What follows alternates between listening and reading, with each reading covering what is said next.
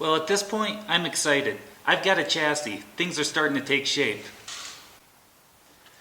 This thing's starting to come together, and I'm really happy with the way it's turning out. It's kind of exciting when you build something and all of a sudden it starts taking on a shape of its own. It's so much fun to get to be creative like that and start building something and just kind of use your mind and your imagination as you go.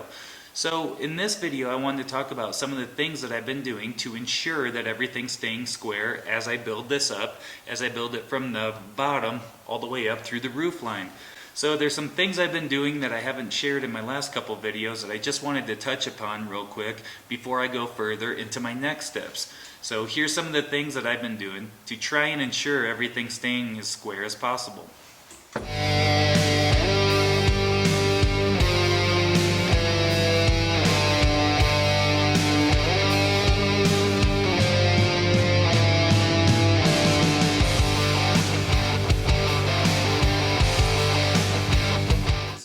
To measure tube accurately, it's hard to do with the tape measure. For example, if you just sit there and go like this or go like this, you're just kind of trying to look straight at where the tape measure is. So if I go like this, I'm just kind of, well, it looks like 19, could be 18 3/4, depending on how high your head is. So one way to kind of go back and double check those sorts of measurements is to take a straight edge, you rub the tube with it, and what it ends up doing is it leaves a mark on the highest point of the tube. So for example, right here, that mark is pretty defined. I've already rubbed it a little bit before just to double check, but that line is now defined here and here. And then so what I can do is take my tape measure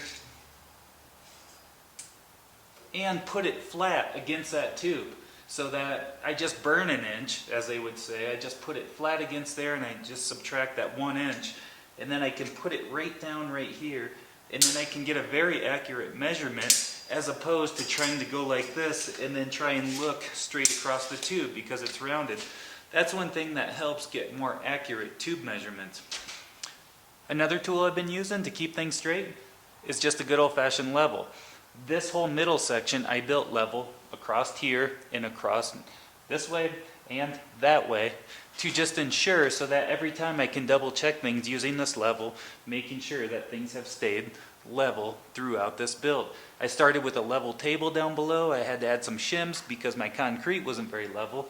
But what I did is I leveled out that table, and then as I build my layers up, I keep double checking that level and then going around and then checking all the different spots.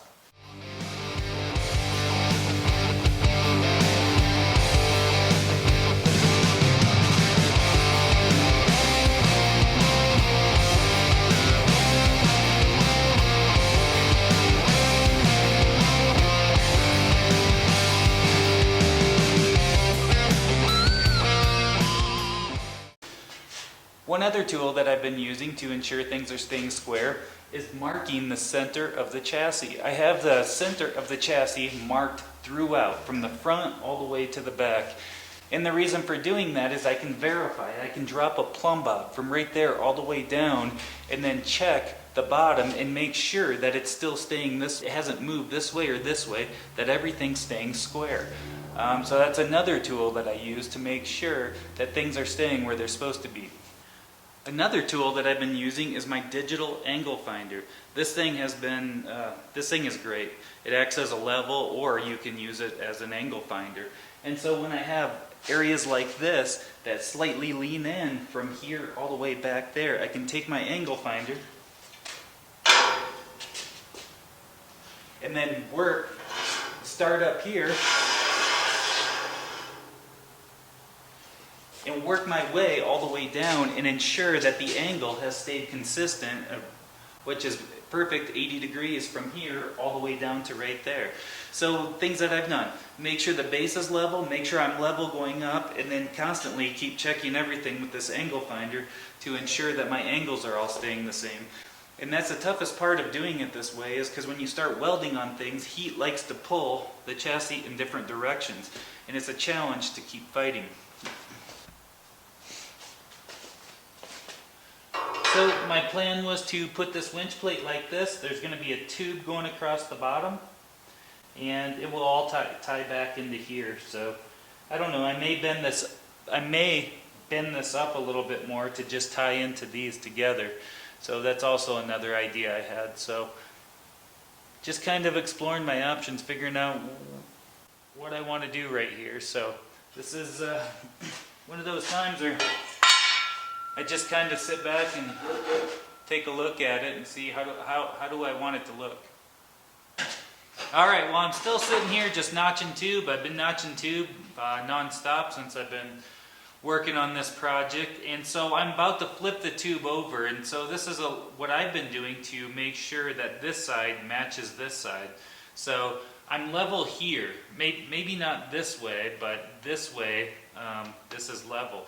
So I take this off, I flip it over, and then I have a line on here that I consistently use, that I line up, that takes off a 1/4 inch exactly every time. And so it just makes it easy when I measure. Basically I just add an extra 1/2 inch to whatever I'm doing, and then I take off a 1/4 on each side, and it seems to be a pretty consistent method, and it seems to fit pretty well. So I just take a piece of tubing, I got to clean the magnet off, I stick it on there until it's level. Once it's level, that means these two sides are matching up. So lock it down, a little bit of oil. And one thing, I've been on this same hole saw this entire project, so this thing continues to go, and as long as I just take it easy and don't push too hard, you can get a hole saw to last a long time. The other thing is this arbor's got a little bent, so you can see the drill kind of wobble a little bit. I do have a new one on order, it just hasn't shown up yet, so I'm going to keep using this one as long as I can.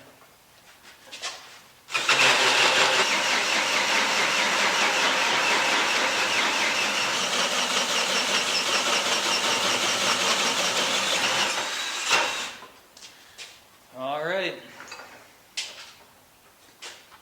now it's time to clean the oil off and sand it down. What I'm doing right now is I've got my angle finder, I got a piece of tube, and I want to find the angle from here to right here. And that's what I'm doing right now, is I want to tie it together right here. So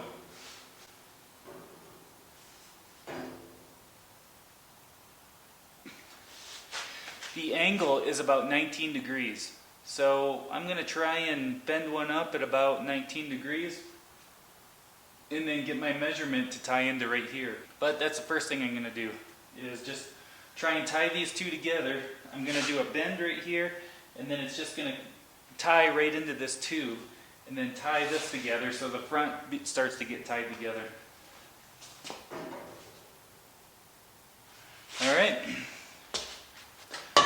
Alright, so I'm going to take this to about just under 20 degrees.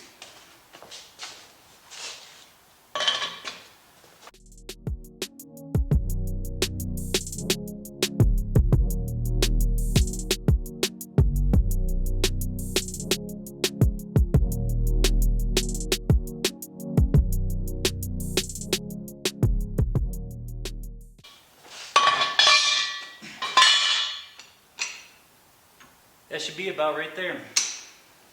Let's see if it fits.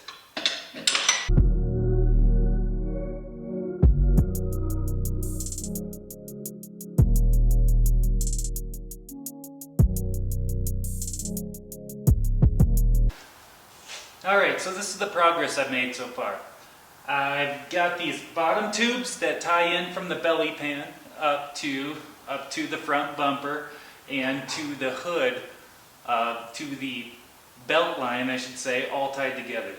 And so I struggled a little bit with this bend right here. It was giving me kind of a hard time. It was like 1 degree it would be too far, then all of a sudden the next time I would bend one, it would be just a little bit not enough. So I was really struggling with this one. I don't know why, but I just was. Anyway, I got the front end all leveled up. Got it leveled up this way. Everything's level every way. I've been really trying to make sure that everything stays square as I move on, because sometimes you start welding on things and they start moving around a little bit. So this front end wanted to kind of keep pulling down this way. That's why I have it strapped up there to pull the front that way. So just doing the best I can to keep this thing all squared up while kind of starting to weld it together and add more pieces. Where I've got the axle here, this axle at full bump, that's going to be the measurement from here to here. That's with the shock fully compressed, and that's how I'm going to build this at full bump. That's basically going to be from here to here. This is only going to go up about 2 more inches, so I've got plenty of room right here for this axle. Basically, I'm going to use 16-inch Fox air shocks, and I believe they're 24 inches fully compressed. So this is about 26 from center of tube to center of tube. So this will go up about 2 more inches at full bump, at full compression of the shock.